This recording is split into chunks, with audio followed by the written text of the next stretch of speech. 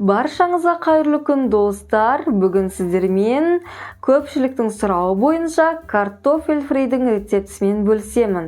Бұл рецепт өте оңай әрі тез дайындалады. Міндетті түрде видеоны соңына дейін қарап, подписация белгісін басып кетіңіз. Картопты қабығынан ашып, жақсылап жуып аламыз. Содан соң осындай қалыңдықта ұзынша етіп тураймыз.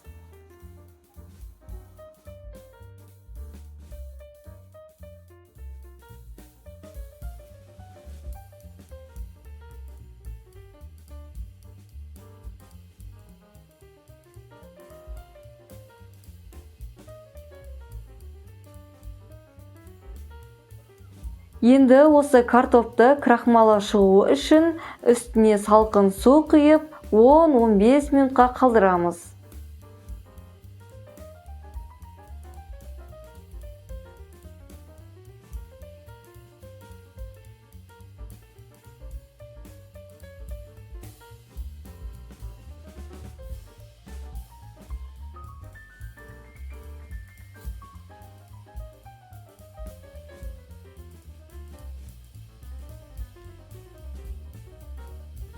Картоптың суын төгіп тастап, матаға жайып толықтай кептіріп аламыз.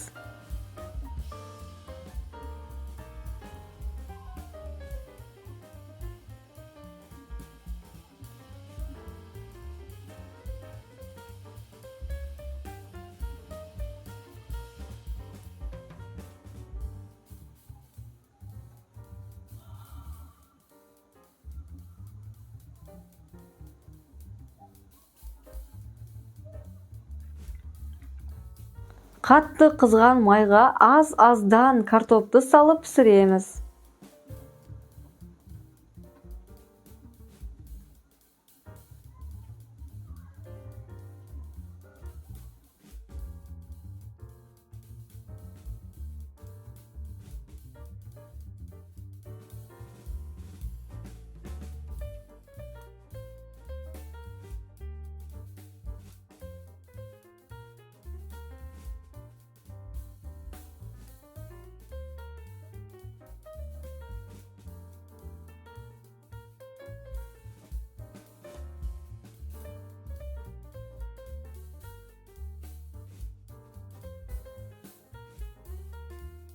Біздің фри дайын, үстіне тұз сеуіп ұсынсаңыздар болады.